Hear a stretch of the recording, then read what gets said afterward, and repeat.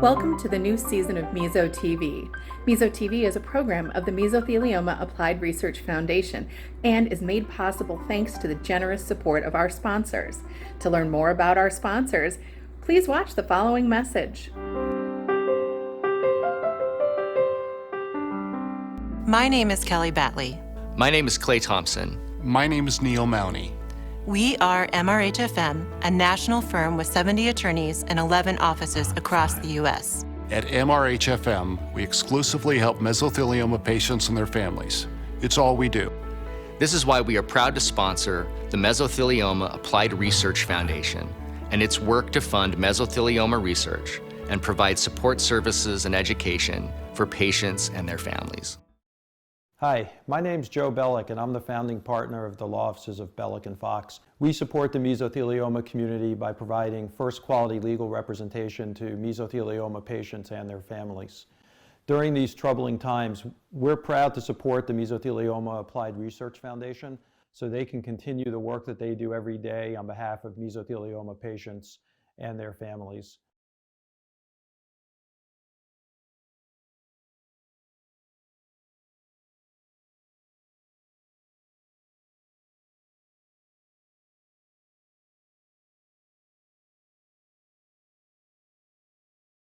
Good afternoon, Suellen. Thank you so much for agreeing to be part of this programming. Suellen, you've served on the board of directors of the Meso Foundation. You're a very active member of the community. You've attended so many conferences. So I feel like I know a lot about you, but I think a lot of people who are going to be tuning in are going to be very interested in hearing your story. Because you are a very long-term survivor of this disease, and despite the diagnosis, you've thrived in your life and have carved out a great career as well. So welcome to the show. Well, thank you, Mary. Do you want me to just start with my story a little bit? Yes, why don't you? That would be wonderful. Oh, excellent. So I was born in Brooklyn, New York. My father was 50 when I was born, and he was a building contractor. And I was the son he always wanted. I was a tomboy, and he took me everywhere he went. And I had my Tonka trucks, and I'd be playing in building materials on full blocks in Brooklyn where he was building affordable housing for people who wanted to move out of the projects.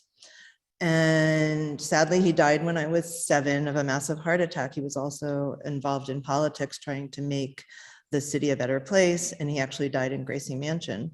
And never thought, my mom basically finished out the last building project, sold the business, and never thought about it again until one day I had issues with my ovaries, and my GP, who is a GYN in China, said, let me examine you one day when I was there having some other issues, an earache and a sore throat. And at that time he said, I don't like what I feel. And he sent me for a pelvic ultrasound.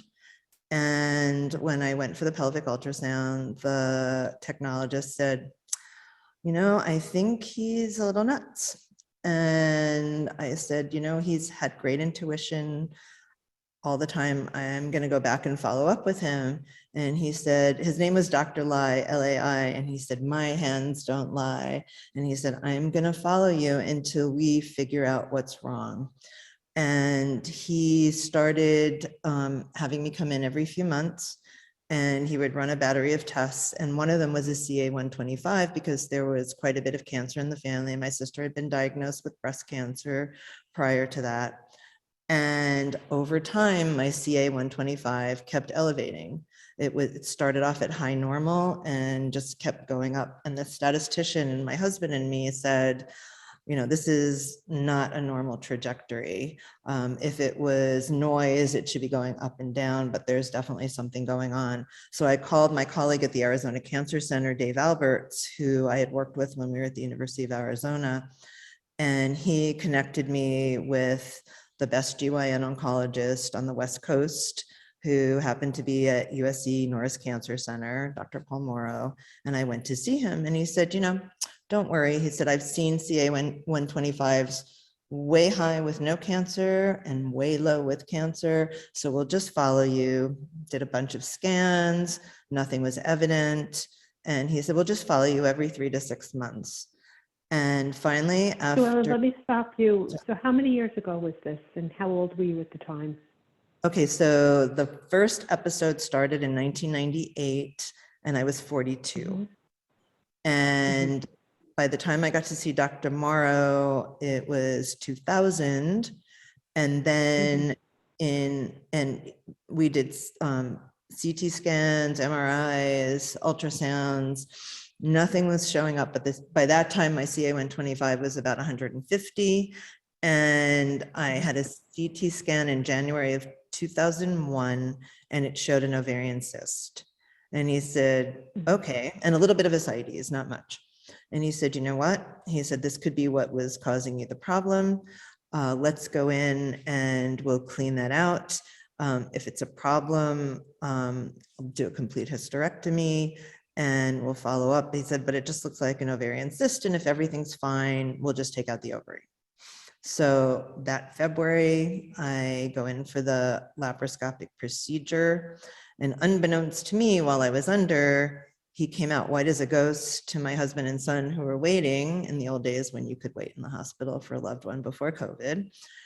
And he said, I've never seen anything like this. There are millions of cancer seedlings on and around all her organs, from her diaphragm all the way down everywhere. And my husband said, well, what are you going to do? And he said, I'm calling Dave Alberts because he's a good colleague and we can try and figure out what to do. So I was still unaware of everything. And I wake up in the recovery room and I'm feeling like one little twinge of pain, and I'm smiling because I go, oh, it's just my ovary. And I asked the recovery room nurse, I said, could you tell me what happened? And she said, well, your doctor's going to be in here in a little bit and he'll talk to you. And I said, well, I feel like there's like only one incision and they took out an ovary. She said, yes, they took out an ovary. So I'm smiling even more. And then the recovery room door bursts open. My son comes rushing in and the nurses are chasing after him. And he's like, I have to see my mom. I have a midterm. I have to get back to school, but I have to see her. And I looked at his face and I said, it's bad, isn't it? And he's like, yeah. He said, it's cancer, Mom. Bad cancer. And we just cried and hugged for a while. And then he went off for his midterm and the doctor came in and he said, it looks like stage 3B ovarian cancer. And he talked about how it was spread and it was on and around, and that he and Dave had decided that they were going to do 6 rounds of intravenous Taxol and intraperitoneal carboplatin, and then go in and do cleanup. And then I would have follow-up chemotherapy because they believed it would be needed. And so he had put a port into my abdomen, and the next day I started on chemo. And he was the sweetest man. He was older, an older gentleman, very reserved, but had a sense of humor. And the first thing he said to me is, do you have a hairdresser who will come to the hospital? And I said, why? He said, it's really horrific to see big clumps of hair on a pillow right after chemo, and it would be best if she could come and cut your hair. And that's one of the things that just really sticks out in my mind about how, a clinician who's digging inside your intestines and your female organs can think about the whole person and be concerned about my anxiety and my feelings. And then he also told me, he said, we're not going to let you get sick through this chemo, because if you feel nauseated or vomit once, he said it could become habitual, and it's our goal to keep you healthy the whole time. And I actually I actually gained weight during chemo mostly because of the steroids and boredom, but I was I never had a pang of nausea. And so I went home after my hospital stay with my first round of chemo and had my schedule. I had my follow-up surgical visit, and he said to me, "Have you ever worked in asbestos?" And I said, "No, why?" And he said, "Well, we think you have mesothelioma." And I said, "What's that?" Because it wasn't advertised on television by lawyers in those days. And he said, "It's a type of cancer caused by exposure to asbestos." And so Google came out really fast, and I started reading the articles that said mesothelioma is an inevitably fatal disease with a median survival rate of 6 to 18 months. And I'm like, holy, I am screwed. And there actually was very little research at that time, especially about the peritoneal type, which is obviously what I had. And so I called Dave and I said, "Dave, what do we do?" And he said, "Well, Dr. Moore and I have met, and we're going to add gemcitabine to your treatment protocol. And so you'll be going 3 times a month instead of 2 times a month, and we'll see what happens." And he said, "But I recommend that you talk to Dr. Paul Sugarbaker because he has a protocol for peritoneal meso." And he said, "It's, relatively new." And I said, "Yeah, I read his article." And I said, "It scared me." And he said, "Yes." He said, "There's only 31 patients in the study, and a third of them didn't do well, and we're still not sure about the outcomes." And I said, "David, there's no control group, because how can you have a control group in a situation like this?" And so we thought about it. And then fortunately, Dr. Howard Silberman is at USC, and he wrote the surgical oncology textbook. And Dr. Sugarbaker had a chapter in there. And so I sat with him and we talked. And I decided that if my life was going to be short, and the procedure is so new, and it was different in those days, it was more aggressive, I believe. I said I didn't want to put my family or myself through that. I wanted to enjoy the time I had left, and I would do a different route. And since my situation with the interperitoneal seedlings was similar to metastatic ovarian cancer, I decided to follow the path of what they did in GYN oncology. And so I did my 6 rounds of chemo, and then I had the big debulking surgery where, as Dr. Morrow says, "I still can't believe you have bowel movements because of what I did to your intestines." He had all my organs out of my body. He was cleaning it all out, scraping away the seedlings, and then what he couldn't remove manually, he burned with using laser ablation. And then I did a little recovery and had intraperitoneal chemo of Taxol biweekly for almost a year. But the thing that stands out so much in my mind was the burn inside my abdomen from where the laser ablation was.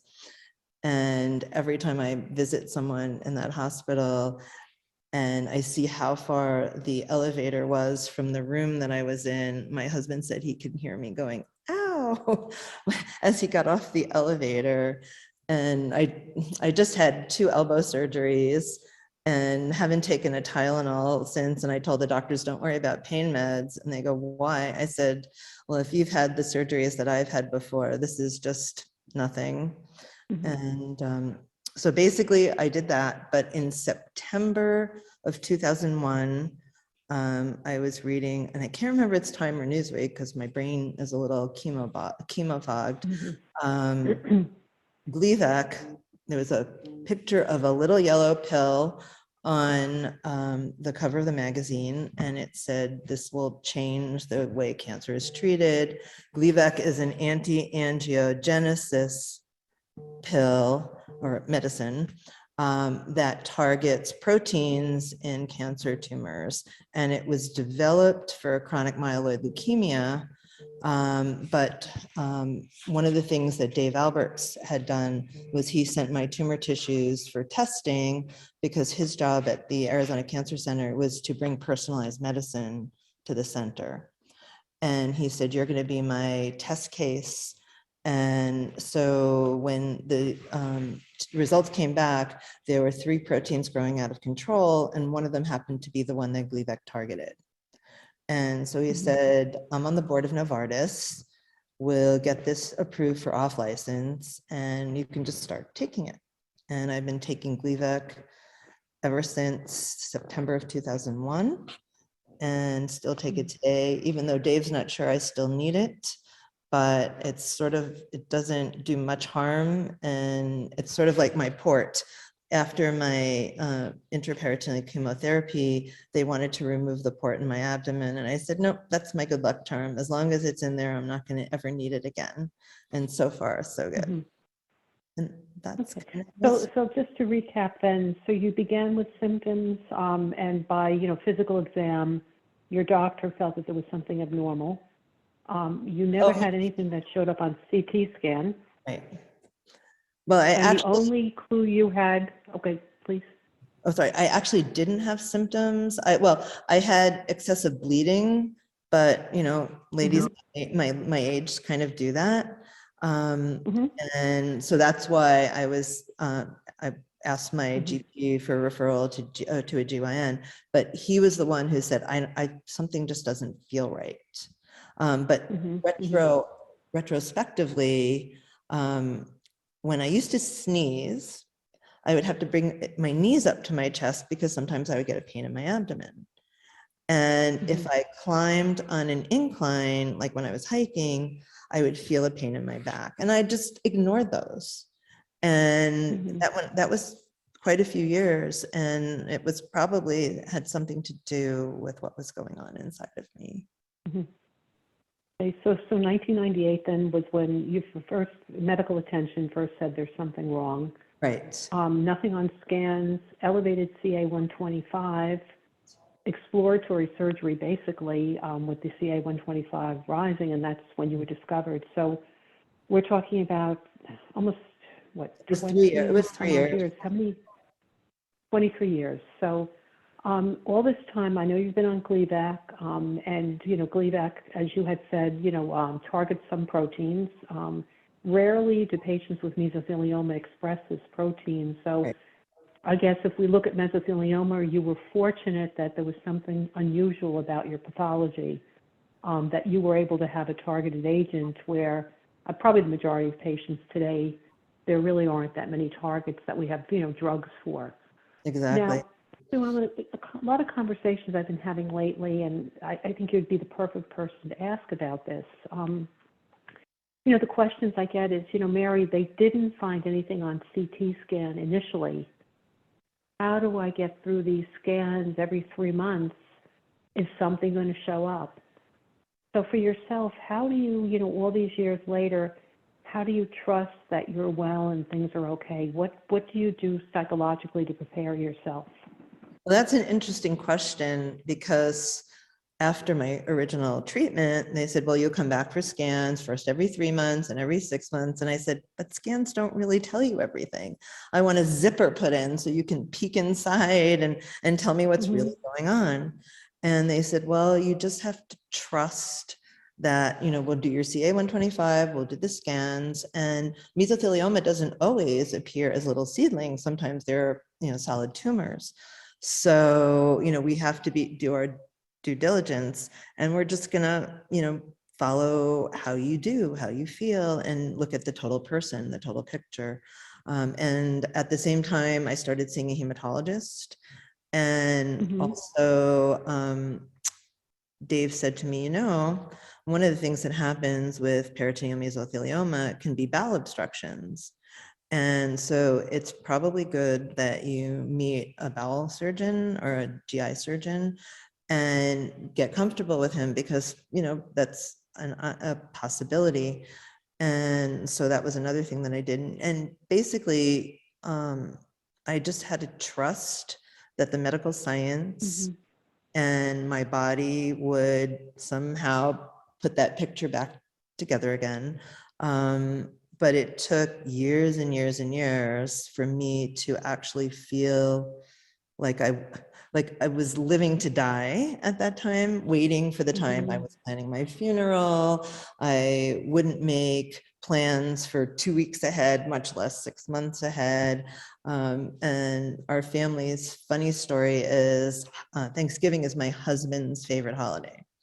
And so in 2001, even though I was dragging and could barely move, I made the most amazing Thanksgiving ever.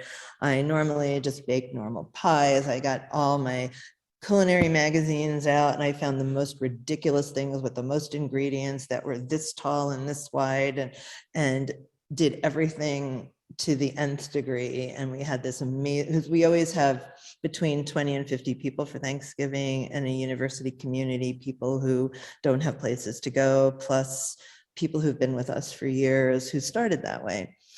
And everyone's like, oh, this is so amazing. And I said, yeah, well, I may not be here next year. And you have to remember my Thanksgiving is the best ever. Oh. Well, I lived. And the next year I thought, holy moly, I have to do this again. And it has to be even better, just in case this is the last Thanksgiving.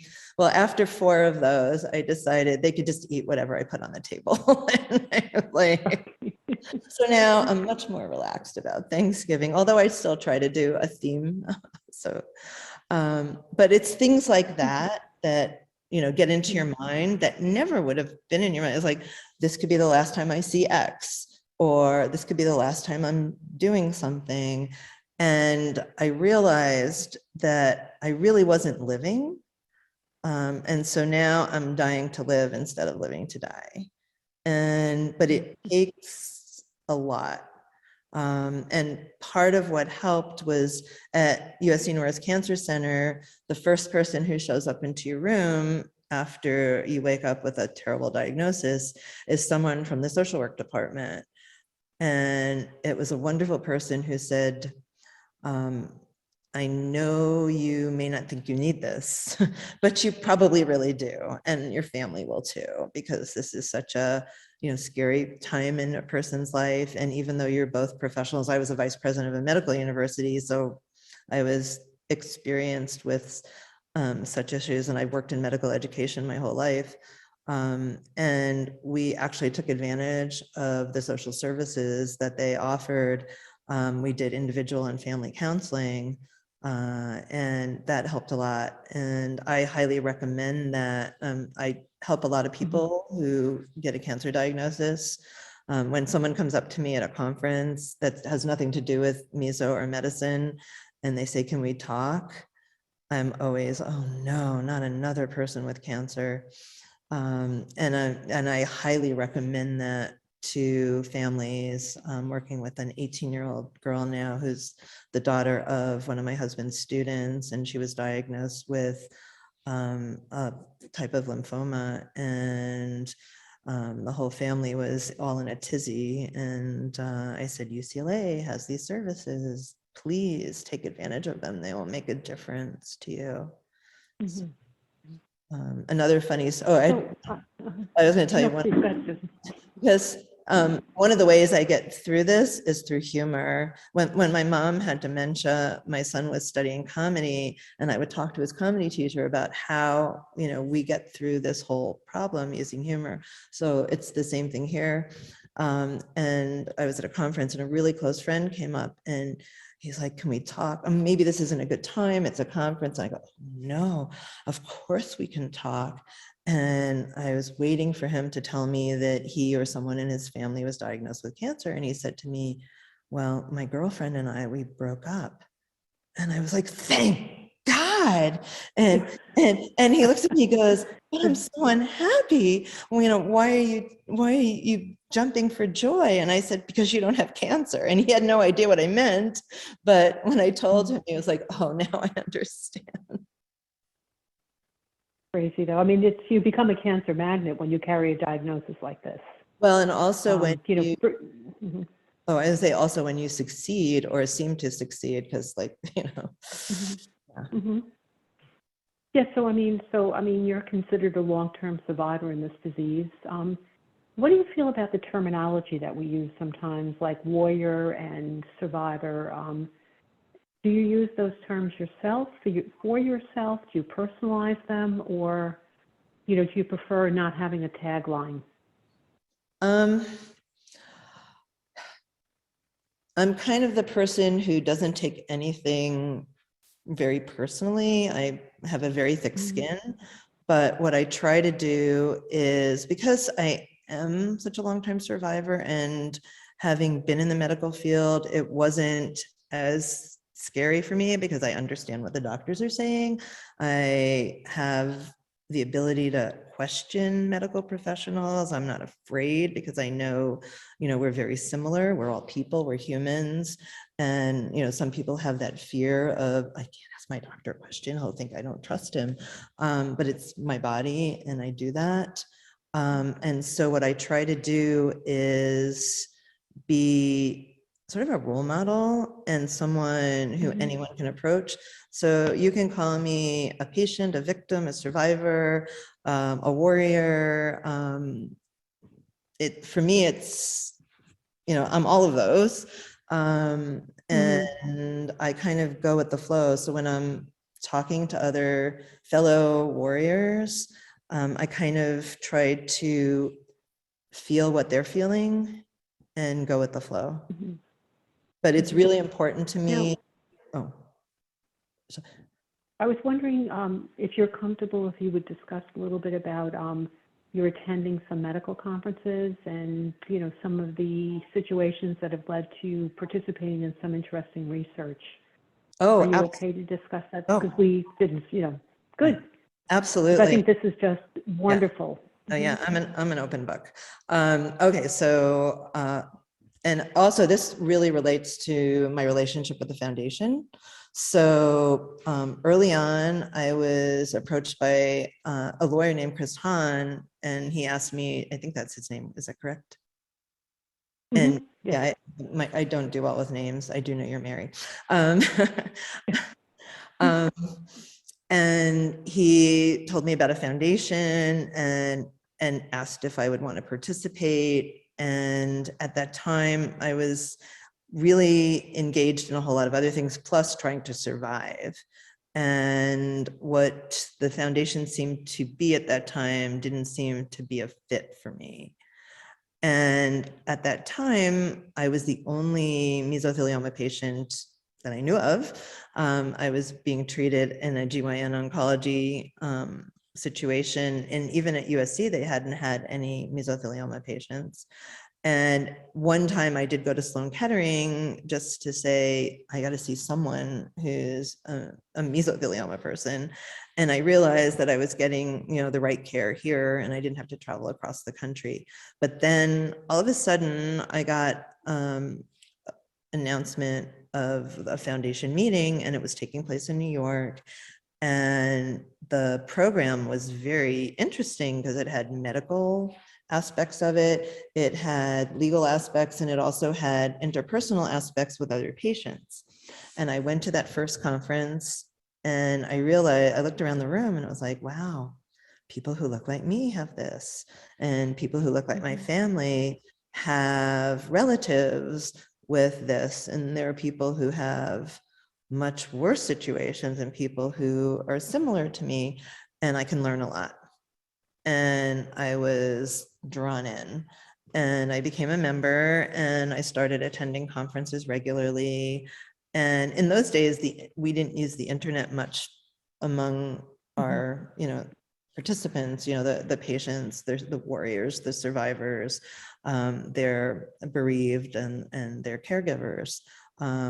Things have really evolved in an amazing way. And I attended a bigger meeting because that New York meeting was a small one-day meeting. And then the next meeting I attended was a bigger meeting where there were many more patients and there were really segmented groups where we could have discussions about, patient issues and caregiver issues, but also there was a scientific program. And having worked in the world of science, social science, and medicine, I asked you if I could attend the scientific conference, and I sat in and listened to many of the talks. And also at that time, there were some scientific talks aimed at the people who were undergoing treatment. And at that time, I realized that it would be good for me to be able to translate what some of the doctors were saying into a language that fellow patients could understand, because not everybody is, a PhD trained scientist who has worked in the medical field forever.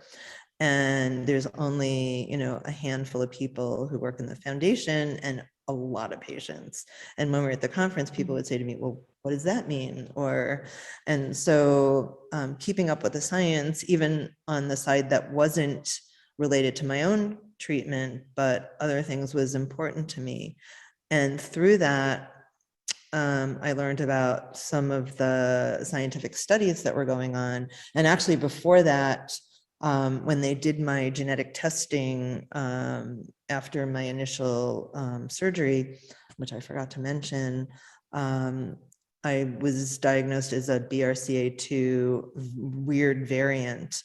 And so I was asked to participate in a study in the lab at University of Washington, Dr. King's lab, and they discovered, some weird genetic components to my family. And it was very interesting. All the members of both sides of my family got involved, and we learned a lot about ourselves. And when some of the studies in relationship to mesothelioma came about, I thought, well, one of the things that I need to do with my life, because it's a different kind of life, is help science learn more about this illness, and not just about the physiological issues, but the psychological issues as well. And so I signed up to be part of the study at NIH of exceptional responders to rare cancers. And I go once a year to NIH and have a lot of testing done, give them half my blood. And I can't believe it, there's that much blood in my body, and there's still more left. And it's very exciting to be part of that world where they're learning about what's going on in me and other people across cancers to help everybody. Because when I was diagnosed with meso a year before my sister had been diagnosed with breast cancer, and I'm like, you're so lucky you have breast cancer. They have studied breast cancer ad nauseum. At that time, there was very little research on mesothelioma, and I don't think we would be where we are today without the foundation, because the foundation is the Mesothelioma Applied Research Foundation, and has funded, a lot of, well, it's been years that you've been funding research that has helped scientists get NIH grants and NCI grants, which has changed the face of mesothelioma and its treatment over time. So that was an exciting part. And then through the foundation's meetings, I met Dr. Carbone, and not only do we share Italian citizenship and live in the same neighborhood in Rome when we're there, but he was very interested in my case. And I've been out there quite a few times, and he's discovered a strange mutation in me that he and his team are studying. And I just hope that, my disease and illness wasn't for naught, and that, good things come from what they learn from me being in these studies. Well, thank you, Susan, because, this is, it's volunteerism, it's generosity of sharing, your blood, your pathology, et cetera, to help advance the field. I know you've also participated with Dr. Hassan and his natural history protocol, which, I think that, getting to know some of these experts and coming to the conferences as well, if you are in a moment of crisis, it makes such a difference to, go to someone that you've met and you've already established some type of a relationship, or there's some familiarity. It takes the Oh, scariness away of traveling, right? absolutely. No, And I think, absolutely. mhm. And I Oh, think I with was all the gonna say, testing you've had and all the genetics and all, you really have taken ownership of your disease. It's oh, a absolutely. source now of strength and power. I mean, this is, you control it now. You're not diagnosed with cancer that your life is out of control. You've found a way now, I believe, to control the situation and to enjoy your Oh, life. absolutely. Yeah, it was a real turning point. I mean, I enjoyed everything that we did in the early days because I kept thinking, oh, this is going to be the last time of this. And when that Mhm. turning point happened where I realized, wow, I've done that before. It wasn't the last time. And maybe I can live a happy, healthy life. That everything changed. I booked plane tickets for a year in advance. I'm planning conferences next summer. And I don't, the only time I really think about it is when I have like a meeting or an encounter with someone, or every night when I take my Gleevec, it's like, oh yeah, I am a cancer patient. Go to bed, have sweet dreams, wake up in the morning, live my day as a normal person, and then again pop my Gleevec at night. But I know I'm really fortunate, and I also had a very, very supportive world around me. I continued my work as a vice president of a medical university while I was doing my chemo, which would be 9 hours a day. Then I go to my office for the 9 hours of the steroid high. And the president of my university put a sofa bed with a pillow and a blankie in my office so I could come in and take naps when I wanted to.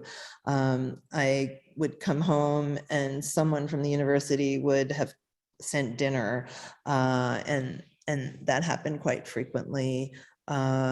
Just the support, and then the support from the foundation and the knowledge and the groups and the people I've met, and sadly the people we've lost. Mhm. And also just the Facebook group, just meeting. For at least 10 years, I was like the only mesothelioma person I knew. And now I know a lot of people. And sadly, at first it was really a disease of old white men who worked in the Navy, in shipyards, in, doing pipe fitting and steam fitting, and in the building world. Mhm. And now, sadly, it's kind of everybody. And, I realized now, I was like, why are all these young people having mesothelioma? Well, it's home renovations and exposures in other ways that I never even thought about. And so I try to be an activist in that way as well. I've actually been to a hotel that had a sign on the wall, like, be careful with the walls, there's asbestos in here. And I called the hotel chain and I said, this is not acceptable. You really have to do something. This can lead to a terrible disease. So I try to spend my time, raising awareness, as well, both as to the cause and to, what happens once you've been diagnosed and treated. Suellen, thank you so much for spending this time with us. And I love the way that you're always willing to reach out and to support other families who are suffering with this diagnosis. And you provide hope. 23 years later, it's a true story, and it's something that should be celebrated. And I know, speaking from the foundation, we're so grateful to all of the assistance you've given us over the years, your time on the board, and your involvement, with all the groups. So thank you, Suellen. It's been really a pleasure getting to know you and having a chance to share your story today. Well, thanks, Mary, and it's my pleasure. And if anyone wants to reach out, I'd be very happy to communicate.